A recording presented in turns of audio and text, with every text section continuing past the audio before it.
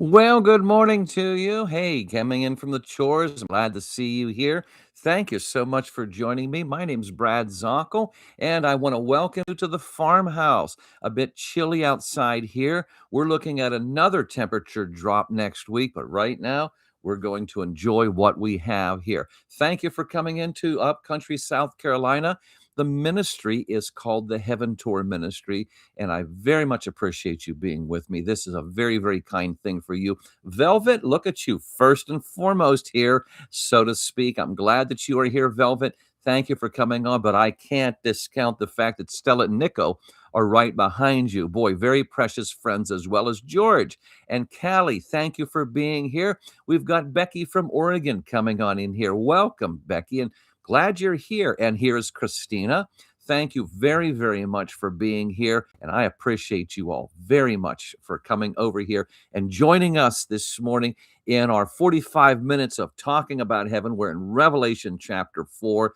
Who else is coming over here? Well, there's Miss Fern 865. Good to have you here. Virginia, welcome here. I'm glad that you're here. Red and Sandy are also coming back and joining us as well. Who else do we have? Well, Dublin, Ohio. That's going to be Lisa. We know that. Michelle, Tulsa. We've got our friend from Tulsa, Oklahoma here as well. And Cindy Lou, I greet you as well. Thank you so much for coming over here too. Yes, Elizabeth, the migraine is gone. Thank the Lord. I've had a number of injuries in my life, and I will tell you, few have ever been as bad as a migraine. It completely incapacitates me. And I'm so glad I'm over that. I just thank the Lord for relief from that as well. So thank you for asking. Heidi from Wisconsin is also joining us here. Stacy, good morning back to you too. And same thing, Lori. I'm glad that you are here. I really, really appreciate you all helping. Virginia and Christina, thank you for your moderating work here. That really is a wonderful help to us in getting things together, getting organized. Now, let me make sure I didn't miss anybody here. Troy, I'm sorry, I went right by Troy. Thank you for joining us, Troy. And who else is coming aboard? There's Glenn. Blessings back to you, Glenn. Thank you for coming over here. And then from Texas, Tony is also coming in to assist in the moderating work. Tony, thank you very, very much for that. Appreciate it too. Well, look at this. We're getting Miss Fern is saying she's getting baptized on Friday afternoon by her son-in-law at First Baptist. Excellent. Boy, I appreciate that. Showing everybody your dedication and identification with the Lord. It's like what the one deacon, whenever I went forward after my salvation and went forward to make a public profession of faith through baptism, and the dear man, Mr. Don was his name. He came over and he said, Brad, baptism is an outward sign of your inward love. He says it's an outward expression of an inward faith. And Fern, you are showing people and they can witness and enjoy that too. So God bless you. Thank you for telling us that. That's very, very kind of you. What else we have? Who else do we have here? Let's see. Elizabeth, hello to you. Miss Virginia is also here. We're greeting everybody. We appreciate it. So let's get right into our time. Well, there's Miss Brenda. Good to see you as well. Thank you very much for being here. And so let's get going here, first of all, with a couple of announcements. I have done a number of different podcasts on Revelation and other things, and actually just added a couple last night before we had our live stream time. And live stream really picked up well. It was very, very helpful. That's on Tuesday nights on YouTube. We really, really have a good time there. And I want to welcome you to that if you get a chance to join us over there. It's been very, very powerful. Now, don't forget at 9:15, when we finish here, we're going to go on over to TikTok. And I've been really praying about should we have an evening TikTok time? And I'll let you know about that as well. But, Tuesday nights. And so last night was very, very robust. Had a good time. Our Greek word for this week is zalao. Zalao, that is to be zealous. And that you would find it in like Revelation chapter 3 and verse 19. To the church of Laodicea, you need to be zealous. And that means get at it, okay? Get going. It's used many times. It's good to be zealous in a good thing. It's a desire, okay? Now, that word looks like it says zelu, but you take and you put the two vowels next to each other, short O and a long O. zelao, and the Greek lettering is down below it too. That's a word for this week, which means to be, well, we say zealous, in our English language too, just to go get it, to be a doer of the word, not a hearer only. The verse for this week is going to be our study verse, and our memory verse is Romans chapter 5 and verse 8. God shows his love toward us in that while we were sinners, Christ died for us. Once again, Romans 5:8. But God, or your one translation, if you have it, it might say commendeth, which means showing, okay? But God commendeth his love toward us in that while we were sinners, Christ died for us. Beautiful, beautiful verse, and talking about God took us where we are and gave us the realization we can come out of this prison of sin, out of the bondage of sin. We are given free. Luke 19:10, don't forget, Jesus Christ came to seek and to save the lost. All right, so we have that there. It's good to have you here and our other ones. And Johnny's coming on in here. Boy, appreciate you helping out. And it looks like we have a full contingency of our good, dear friends who are moderators. Good to have you here. Fem is also here, our dear friend from Germany. Good to have you as well. And Estella, wonderful to see you. Let me see. Okay, now the section we're in today is the metatalta section. This means we're now in the future. We are now studying. This is the third section. The first section, what was, that's chapter 1. What is, that's chapter 2 and 3. And what is to come, that's chapter 4, all the way through chapter 22, which finishes out the Bible, obviously. Meta, talta are the first two Greek words in the entire section, chapter 4, verse 1. After this, or after these things. You can use either one. It's interesting. It also finishes the verse. So after this, after all these things, now I'm looking, and then there is a door, and a voice says, come up here, and I will show you what's going to happen after this, after these things, which means the future. So this is the metatalta section, or if you just want to say chapter 4 through chapter 22 is about the future. It has not happened to us yet in our existence, and these are things that John was jetted past even our future to see, and that's where we are right now. This starts a whole new section, Revelation chapter 4. We're going to read it in a second here, and let's take a look here. Do we have anything else? Okay, we got it. Oh, we got my brother Brent here, who is dealing with it. Yesterday when I talked with him, they had 11 inches of snow on the ground in Maryland. But that didn't stop him from making the mugs. There's nothing that stops this person, all right? And he's in there and he's making the pottery. This is the 2026 edition of our wonderful mug. I got two. Look behind me over there, too. I'm going to give this one away when I travel this weekend. And we've got that. But somebody says, is it possible for me to be able to get the old style mug that you've been holding up for a while? Yeah. Brent has a limited edition of retro mugs. If you like to go retro and get one of the other ones and then have both styles, you contact him, Zockel Pottery. It's not rocket science, just Zockel Pottery. It's not like Zockel's a common name. You'll find him, Zockel Pottery, and you go on in there and they'll send it right to you, okay? So that's going to be, and boy, I'm telling you what, these are tanks, and the coffee is extra good when it's in a hand-thrown mug. And that's exactly what this says, too. All right, what else do we have here? Let's get going here. We're going to move right on in to Revelation chapter 4, and let's get rolling on this. Take your notes. If you're saying, I'm unable to right now, I would love to, but I'm kind of limited in what I can do. I'm listening right now. It's okay. This is archived. Unlike TikTok, YouTube archives everything. And so you can go back to this date, which is going to be the 25th. Can you believe it's the 25th? The 25th, and there will be we will be able to look at these and then take them in the proper order and such too.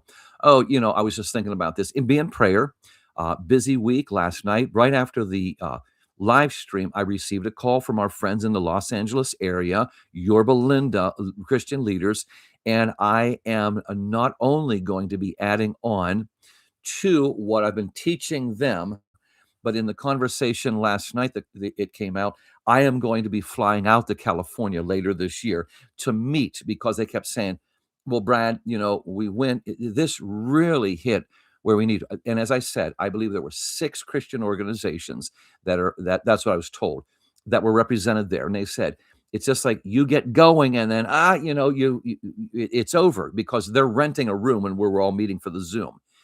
And then the second week, and we got going, and he says, and I looked over here on the PowerPoint that you sent ahead of time, and we barely got halfway through because of the in-depth, the questioning by the leaders. So could you help us out? I said, absolutely. And then the conversation came on later on. And I said, look, maybe I ought to come out there, and then we're going to have a time where I sit down, and if we're there for 3 hours here, move me across Los Angeles, and I'll meet there, and I'll spend 3 hours there, or 2 hours, or whatever you want. Because as I tell, and many of the leaders that are on here right now that have had me come to your place, I always tell people this: when I'm at your place, I'm a football. Pass me anywhere around your area. If I need to speak 5 times a day, I'll speak 5 times a day. I'm there to serve you. And that's what's going to happen in Los Angeles. They're going to put me in one part over in Yorba Linda, then move me over to another part. And also we're talking about that. So be in prayer. This will be a feet on the ground West Coast. And that will be a very, very important part of our ministry to reach these dear, dear people with just the knowledge, the biblical knowledge of the truth of heaven. One leader even said, he said, well, up to this time, I didn't really talk about heaven. To be honest with you, I just didn't have that much biblical knowledge about it. So help us, Brad, help us. Show us the scripture. Oh, brother, that's exactly what I'm here for. All right. Look, they'll forget my name, but they're not going to forget the scripture. And that's why I ask for your prayers on that. And then this Sunday, I'm going to be over in East Tennessee. Well, this Saturday as well. Saturday and Sunday, I will be traveling to East Tennessee, and I will be in an outreach on Sunday, a combined service, and all the Bible study groups are getting in there for me to talk about heaven. And we are going to be talking about the what similar to what we're going to talk about today. And then on Saturday, I'm gathering with a fellowship of people. Matter of fact, I'm even going to have time with the pastor himself. So be in prayer about that, as I'm over in East Tennessee, specifically at Oak Ridge Baptist Church in Oak Ridge, Tennessee. All right. All right. Let me see. Cindy, that's amazing, going to LA. Will you need donations for travel? Cindy, God bless you. Yes, I will. Yes, I will. I do not know about the group out there, and I never openly ask, say, look, can you pay, and things like that. And they may offer that. But yes, I will, because right now our concern, as you know, with the barn, I actually had to tell the construction people last night, look, we want to get this fixed. We just don't have the funds right now. And so they're like, cool, just let us know whenever. And we've got to get that done. So we're all over the place and trying to make sure we're responsible financially with everything. So yes, that would be wonderful. And you can go to our website and then drop that in. The one person asked, is PayPal going to be available on the website? And I pass that word on to our leaders, and I'll let you know about that too. Thank you so much. We're a 501c3, and so you will receive a tax receipt and all. Okay. All right. We're going to go to Revelation chapter 4. Let's deal. I'm going to read the beginning and take us down to verse 5 as we're stepping into the future. After this, I looked, John says, and behold, pay attention. That's what behold means. Pay attention. A door standing open in heaven. And the first voice which I heard speaking like a trumpet, we talked about the symbology of a trumpet. Anytime you see trumpet here, it means something big is about to happen. A trumpet said, come up here. Okay, so I guess something big is about to happen. Come up here and I will show you what must take place after this. Must take place, metatalta, after this. At once, immediately, I was in the spirit, and behold, once again, pay attention, a throne. Throne stood in heaven. One seated on the throne. And he who sat there had the appearance of jasper and carnelian. And around the throne was a rainbow, had the appearance of an emerald. Around the throne were 24 thrones. And seated on the throne were 24 elders, clothed in white garments and with golden. Anytime we see gold, that talks about deity. It's talking about the godly, the glory of God. Golden crowns in their heads. From the throne came flashes of lightning and rumbling and peals of thunder. And before the throne were seven burning torches of fire, which are the seven spirits of God. All right, tons we can go over. And I thought, I've got to concentrate on one thing, which is what we're going to do right now. There are a lot, and during the question and answer time, we can go around that. But I want to key off on something, not only for information, but for encouragement. There's a number of you out here. We're all together in this family, and you're in my farmhouse right now, okay? You're in the room. And as we're all together, you work hard. You are a hardworking Christian. And let's talk. And maybe those around you, you never receive recognition. You don't get upset about it. You're not jealous, but sometimes it gets a little bit sad. You work hard, or you see over here and somebody just has so many resources, and you're kind of like, wow, man, just will I receive any crowns? I mean, I'm doing what I can, but I'm bedridden. There's a percentage of our people right now that can't get out of the house. You're housebound. Or I'm limited in funds. Yeah, that's a very realistic thing. Or, the opportunities aren't like there. Or, I was heading in one particular direction in my ministry, and the Lord's like, and that door was closed. As a matter of fact, when I was, serving the Lord, and then another door closes and another door closes. Is my life nothing but a series of detours? And it just doesn't seem like the Lord's going to say, okay, you have this major treasure. Oh, for you, you're afraid, here you go. Here's something. Here's a trinket. Shut up and be happy with it. And maybe there's a fear there on that. Okay, so I want to talk about this. And this really hit me. And the Lord's moving me to just share this with you today on here. I'm going to back it up. And what does it say here with these different ones that are sitting there? The 24 elders. I'm not going to go into what we think who we think the 24 elders are. That's for another time. But there's something specific here. They're wearing white robes, obviously the purity of God representing and in recognition of His holiness. But they have crowns on their heads. Now, whether these are physical crowns or it's saying there's an honor on their head, there's an honor being given to them. Oh, we're not sure. They cast it, whether it's saying figuratively, they cast all their glory to the Lord, like the kings in Revelation 21 do. They bring their glory into the Lord. Either way, we're not going to go into whether tangible or intangible. We're going to talk about the type of crowns.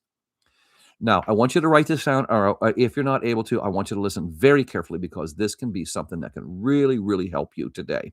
Okay, Christian, I know you work hard. Some of you, I'm amazed at your sacrifice and your service to your community where you are. I go and I visit, and I'm just amazed at how you are pulling together. I'm not going to go through anecdote after anecdote. I mean, I see people that are serving in their community, and the community is not even appreciative. Doesn't matter. The Christian really cares. The church cares. The leadership cares. The regular people care, the attendees. It's just amazing. And it's very humbling. I keep coming back, and I tell my wife, it's like going back to college for me. I learn so much when I'm out there. All right. Some people say, oh, we learned so much from you, Brad. Nah, trust me, I learned so much from you. And it's always a cause to be able to see how God works with His people throughout there. You receive crowns in heaven. 2 Corinthians chapter 5 and verse 10 tells us there will be a designated place in God's glory that's called the reward seat. And you'll receive based upon your service to Him. And this very well could be the time of the giving of crowns, because people say, what is the giftings that are given there? Well, I don't know. It doesn't tell us specifically. But if we're having crowns, it very well could be at that reward seat. That's when we receive our crowns. And so you look through the scripture, and people say, oh, yeah, there are, we can get one of 5 crowns, of the believer. Well, now, I want to say this very carefully. You really don't think it's only 5. All right. This is very, very important, because as I was in seminary, people say, well, there's 5 crowns for the believer. But are we saying that's it?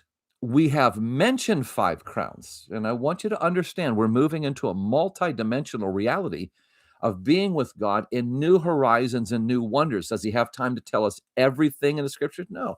So is He able to give us all the details of all the rewards that are given? Well, no. Barely touches it. We go, boy, I'd like to know. 1 Corinthians 2:9. You've never seen anything like this. You've never heard anything like this. It's beyond your imagination. Now, what I'll do, chapter 2 and verse 10 of 1 Corinthians, the Spirit will reveal things here and there, which is one of the reasons why we have this ministry, this online ministry here. But it's just the same way as if I was to walk over, to Aldi, Kroger, Walmart, and I've never seen them before. And I say to somebody in the parking lot, what's in there? I understand, and I looked it up one time, that there are like maybe 500,000 to maybe more than that items in that store. Okay, the categories runs in the tens of thousands. Is this person going to say, hang on, motor oil, cheese curls, almond milk, paper clips, staplers, plastic? They'll be here. We'll be here all night. Yeah, hang on, it's still midnight. They're still open. Okay, they're gonna give us an idea. Well, there's food like hot dogs, hamburgers, and, you go over here and there's a dairy section, mozzarella cheese, Parmesan cheese, and then over there's a toy section, including bikes for kids, and here's an automotive section over here. You can get your motor oil, your windshield wiper, batteries, and then they go. And, hey, I hope you okay, so they're gonna give me a synopsis of that. Well, that's the same way here. So we go through the scripture, and we've talked about this so many times. First Thessalonians chapter 2 and verse 19. There's a mention of a crown. Paul says, in glory, what's my crown of rejoicing? When I see you. That is First Thessalonians chapter 2 and verse 19. The crown of rejoicing you see down there, some Bible scholars will call it the soul winner's crown. I tend to think that this is more than just a soul winner's crown. This is the rejoicing of seeing Christian brothers and sisters in heaven, recognizing them, a crown of rejoicing. However, in no way am I going to argue with that truth. You've led somebody to the Lord, and now you get to see them in heaven. Oh, yeah. And then you're also given a crown. All right. So you go, well, I witnessed this person for 10 years, and they never made a decision. Oh, well, wait a minute. You don't have the mind of God. Did you know when they moved out of your state and they went over there and 10 years later they came to Christ, you were one of the first ones to plant a seed? You won't know this till heaven. You made it here. And they said, I want to tell you something.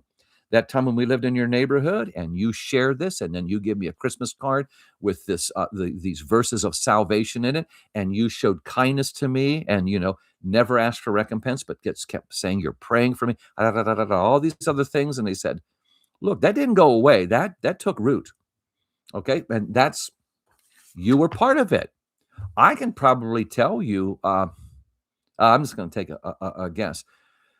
From my search to my salvation, I would probably say there would be at least 16 people that planted seeds in some way in my life to when I made, and yet I made my decision on my own. I purposely didn't want to have anybody next to me, so there'd be no influence. But all of those things coming together, talking with me across a kitchen table, or as I was walking, or maybe as we were driving, there were just different things. So that's something there. Now, there's another one, James chapter 1 and verse 12. That's the crown of life. That is in persevering. You didn't give up. You were there in the midst of trials. Things went hard. You didn't bail. You remember people that walked out of your church, or people played a victim mentality, or snowflake even. And I didn't need this. Well, we talked about that in Matthew chapter 13 on here, but you didn't give up. And the Bible tells you there's a crown of life. There's a lot I could say about that too. Self-control. You are keeping control. Oh, you'd love to lash out in anger, or you'd like to just forget this, and and other things. And yet you were kind, you were patient, you kept self-control. There's a crown there. It says the athletes in this world, they do it to receive a perishable crown. But as you're serving me, running the race of life here and just aiming for the finish line, you will receive that crown of life. It's a fantastic one. We could talk about that. And then there is the crown of glory.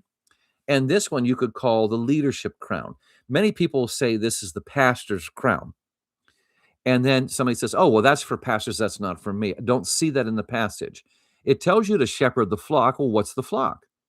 Could that be your family? Could that be the group of people in your neighborhood that they'll point at your house and go, they're Christians there? Look, if you want peace, if you want comfort, if you want people to love you, you go on down there. Well, in a sense, your neighborhood, your flock, your apartment buildings, your flock. You ever think about that? And you are there and you're shepherding them. And then some come to Christ and they're looking, and maybe they come over to your house for a Bible study, maybe one-on-one, one-on-three, something like this. And you are, okay. Crown of glory. Crown of glory. But here's the big one. that I want to share with you. The last letter, Bible scholars tell us, that Paul wrote before he was left this life, before he was taken in life by the authorities, was Second Timothy. Second Timothy. And he writes, and it's very poignant when you realize this is the last letter he will write on this earth. And he says this, we're persevering. And he says, I have fought the good fight. I run the course. And as he says this, he says, henceforth, there is laid up for me, there's a crown for me. It's a crown of righteousness. Now, people will use a different terms for this type of one, but I want to share this one for you in the crowns, in the many, and there may be a gazillion other crowns that are given, but we are given the authority to understand five of them, the categories. I call this the focus crown.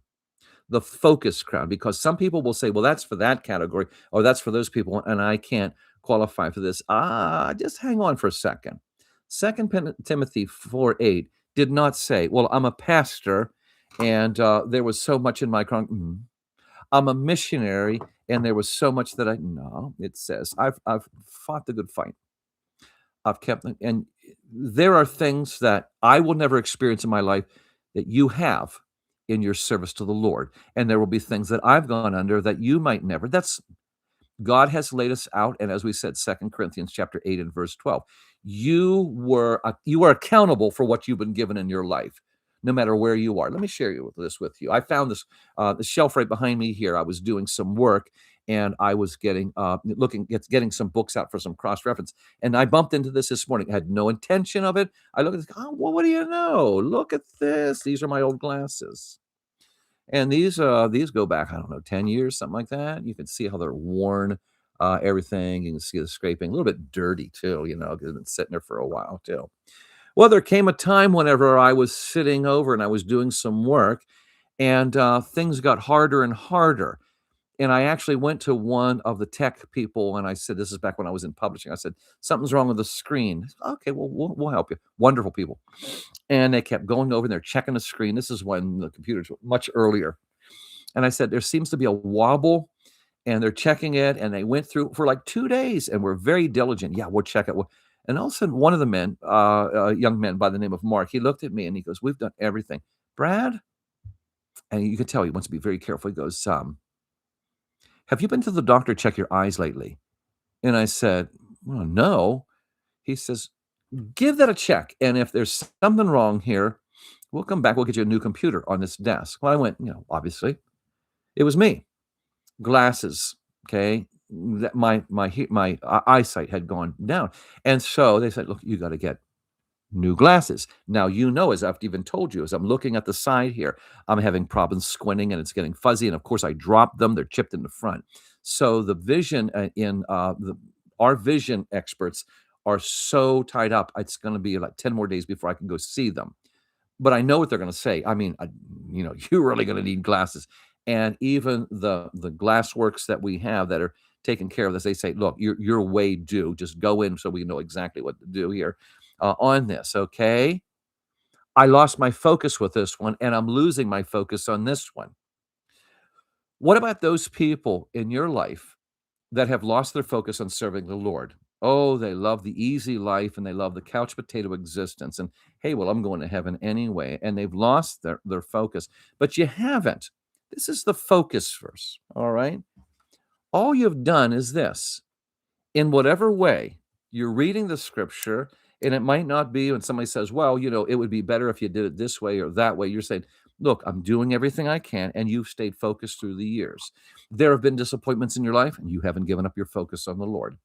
There have been actual physical painful things that have approached you. There might be other things, and even family mocks and rejects you for your faith. You haven't given up. You have been here, and I'm not going to get on it, but I'm pretty close to it. You're saying this, no matter what, I'm still going to a Bible-believing church to learn, to grow, to go face to face and be able to no matter what happens, I've got to get teaching under leadership and fellowship when prayer groups together. and admonishment as well as education. And you just, because my focus is on Jesus, and you move to another place, one of the first things you do, you move in, I got to find a Bible believing church. God bless you. You haven't lost focus. There's a crown there. All right. Now, there's a whole lot more I could say, but I'll leave you with this. The one joy that I see through the scripture of the Father, like Zephaniah 3:17, is that you didn't lose your focus. I want him more than anything, and I'm going to pursue Yahweh. And Yahweh Gemulah, as we see Psalm 103, is a gift-giving God. And he says, well, I have some things I want to give you. But Lord, I mean, I didn't start an empire for you. I didn't build, an edifice to you. No, you kept your focus. What was the focus? You wanted to honor me, and you wanted to be in relationship with me. All right. Then that's what the reward's for. Here you go. Huh.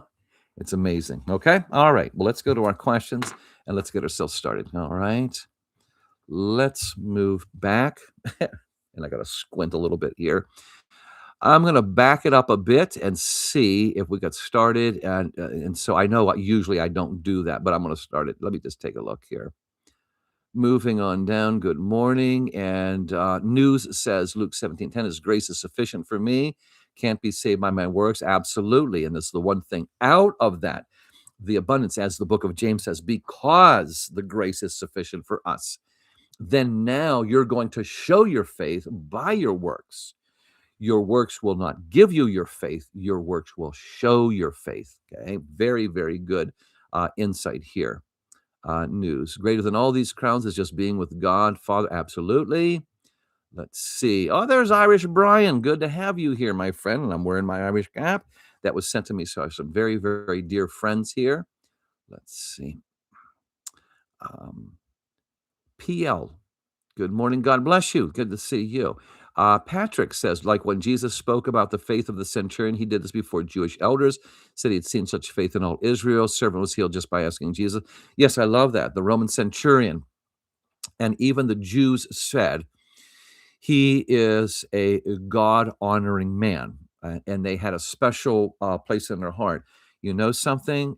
He is a Yahweh-honoring man.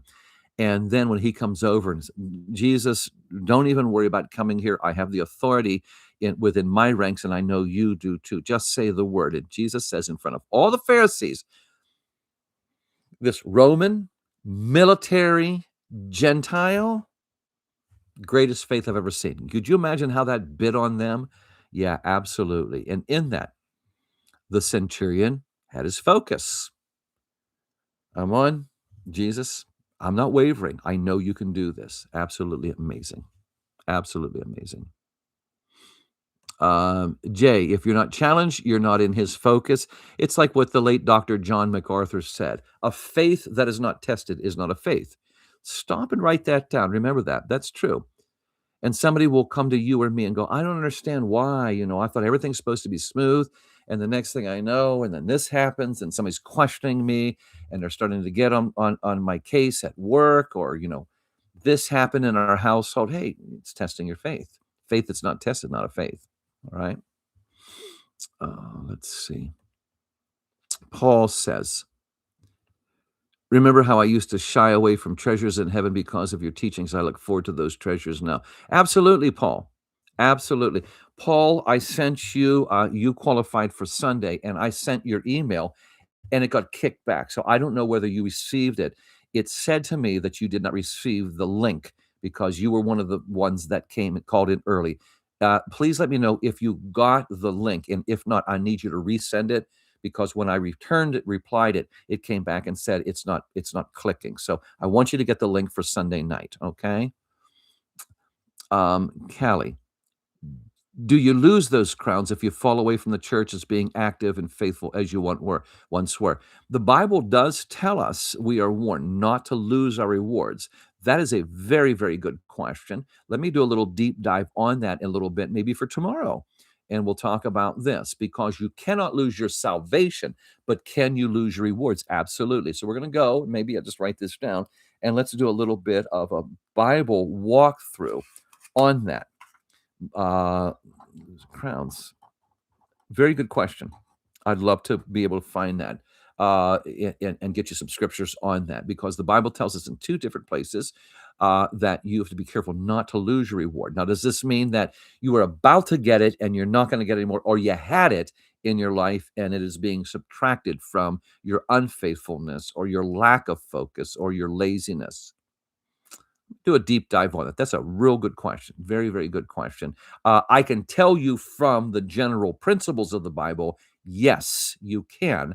But I also want to back that up with scripture. And that's why I'm not going to venture any further, okay, on that. Let me see. Fem, can you explain the reward of being pillars in God's house? It says it will never go out. What's this mean? Permanency of salvation. So, what I was just saying, Fem, it tells you in there, I am going to make you a pillar in the temple of God and you'll never go away. Well, I don't, if I go over to the Parthenon or I go over, Pittsburgh has some really, really cool buildings, as I was growing up. I think it's the art museum there has giant the Corinthian type topped pillars on there. And I'm not in the habit of seeing them walking away from the building, causing it to collapse. They're there, they're structural, they're strong. Okay. And this is saying this, you will be an integral part, the figurative power speech here, very, very powerful. You're not just somebody that's crawling in and hanging right inside the gate of heaven. You're a pillar. You have been serving me. I'm going to make you a pillar. Put my name on you. All right. So it's talking about the permanency and the closeness of the believer with God. Very, very powerful imagery there. Great question. Great question. Let's see, Virginia. Okay, do you lose his crowns? Okay, material world's temptations versus the spirit's world. Oh, this is warring all the time, warring all the time. And even Paul says it's even warring within us as well, too. So we must be careful. 1 John 2:16, as we go about noticing. It doesn't say anything about Satan, but the danger that we find is the lust of the flesh, the lust of the eyes, and the pride of life. And so many times we want to be very, very careful because somebody gets up, and this happened early in my ministry. A guy came over after giving a very, very good message, and he came on over. Now there are people will say, did I do okay? That it, was it, yeah, it was really great. But this person came over very puffed up chest, what do you think of that? I said, I think you just lost your reward. No, you have to be careful if you're thinking of that. And he really had the idea. When I got up there, everybody's looking at my personality, and that was his presentation. I said, well, come on, sit down, Dave. We got to talk. This is probably I was in my 20s, and he felt his idea was if you get called up front, this is like your personal celebrity hour and all. I said, well, what was your reason to be up there? And it got real quiet. I said, I'm just going to tell you in private. Nobody would know who I'm talking about here. This is decades ago. I said, I'm going to tell you in private. I saw nothing of Jesus. I saw a lot of Dave in there, and I heard funny anecdotes and little quirky actions that you were there. But where was Jesus in all this? And he was very, very obeisant to hearing that. Think about this: when you're caught up, one of the most intimidating things to me, even today at 66, is when I get asked to go and speak in California, or else I do, like last night, on the live stream. I don't take this thing lightly. This is very important because I have to answer for how I'm talking to you here, okay? How I act and react under God. I am handling God's word to pass to you. And I don't take that lightly. That's why I don't fill it with all kinds of, funny anecdotes or joke of the day and things like that. This is not what we want to do. All right. Great, Paul. We'll check it, email resent. So you're telling me you did not receive that. All right. Well, let's make sure that this comes through here and we'll get this for you. Okay. Peggy, is it possible to help a person on a deathbed to be saved? Of course. Absolutely. Absolutely. Now, if you're saying you're going to move them on by your prayer, no, they must make their own decision. But Peggy, absolutely, you should be going. You should be running to them. Literally, when I was in North Carolina interim pastoring, we jumped in a car. I was called and said, Vicky, lady in town, she is dying. Brad, we need you over. And I never met her before. Raced across town, and thank the Lord today she accepted Christ, laying there dying of cancer and such. Peggy, absolutely. But if you're saying you're moving their soul up into heaven, no, absolutely not. But you present to them the scripture that they might make a personal choice on their own free will. Trisha, the crown of gold is a reward. Doesn't that indicate the elders were judged, then rewarded on that? Well, absolutely. Absolutely. These elders, these are not angels. There's some that would argue, well, these are angels. No, no, angels are in the next concentric circle outside. It says it very clearly. Besides, two things that come to mind. We see nowhere in the scripture angels are given crowns. And number two, we never see where angels are seated before God. All right. Reward signifying the honor, the authority given them of God, and the glory they have with Him. Absolutely, absolutely.